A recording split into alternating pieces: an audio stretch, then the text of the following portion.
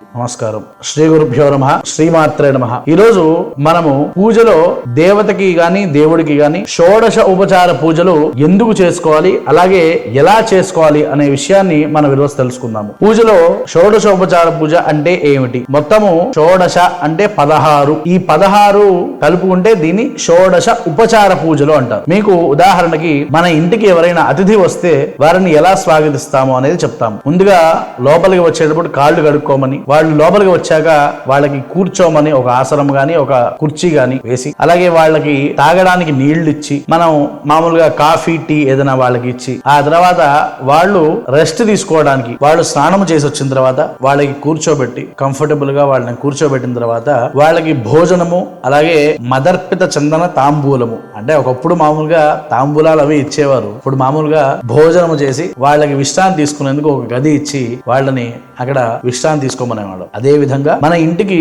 ఒక పెద్ద స్థాయిలో ఉన్న వ్యక్తి వస్తే కొంత మామూలుగా మనం వచ్చే మామూలుగా మన గెస్ట్లని ఎలాగైతే చూస్తామో దానికి కొంచెం మనకి విషయం పెరుగుతుంది. అదే ఈ సర్వలోకాలని రక్షించే దేవీ దేవతలను వాళ్ళు గనక మన ఇంటికి వస్తే అదే షోడశ ఉపచార పూజలు. ముందుగా మండపం ఏర్పాటు చేస్తాం, దాంట్లో కలశమును గాని లేకపోతే ఫోటో గాని లేకపోతే ఒక ప్రతిమ గాని పెడతాము. దాంట్లో ఉన్న దేవతల్ని ఆవాహన చేసి వాళ్ళకి కూర్చునేందుకు ఆసనమని, అలాగే అర్ఘ్యమని, అలాగే పాద్యమని, ఆ తర్వాత శుద్ధోదక స్నానమని అలా ఇస్తాం. ఇచ్చిన తర్వాత ఆ శుద్ధోదక స్నానం అయిన తర్వాత వస్త్రం, అలాగే యజ్ఞోపవీతం, అలాగే ఈ రెండు కూడా ఇచ్చిన తర్వాత మనకంటే మామూలుగా ఈ పర్ఫ్యూమ్స్ అవి కొట్టుకుంటున్నాం మనం. ఇప్పుడు ఒకానొక సమయంలో గంధములోనే చాలా మంచి సువాసన ఉండేది, అందుకని గంధం అని, అలాగే మంగళ ద్రవ్యాలు పసుపు కుంకుమ కూడా అక్కడ వేసి, అలా దేవీ దేవతలు కాబట్టి చాలా గొప్పవారు కాబట్టి ఈ లోకాలంతా కూడా ఏలేదు వాళ్లే కాబట్టి అందుకని వాళ్ళకి సంబంధించిన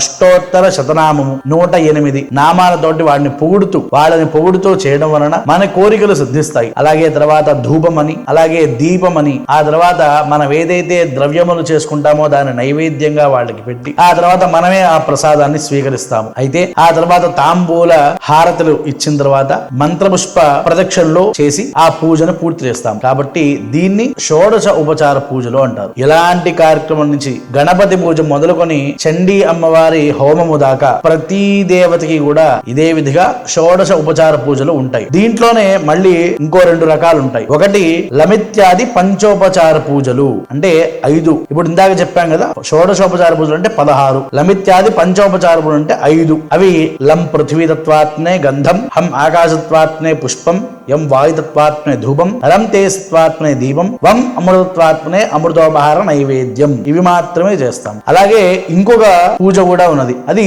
చతుషష్ఠి ఉపచార పూజలు అంటారు. అది శ్రీచక్రార్చనలో అలాగే పెద్ద పెద్ద అర్చనలలో ఈ చతుషష్ఠి పూజలు చేస్తారు. కాబట్టి ఇది మనము ఈ విషయము తెలుసుకోవడం కోసం ఈరోజు షోడశ ఉపచార పూజలు తెలుసుకున్నాము. శ్రీమాత్రే నమః.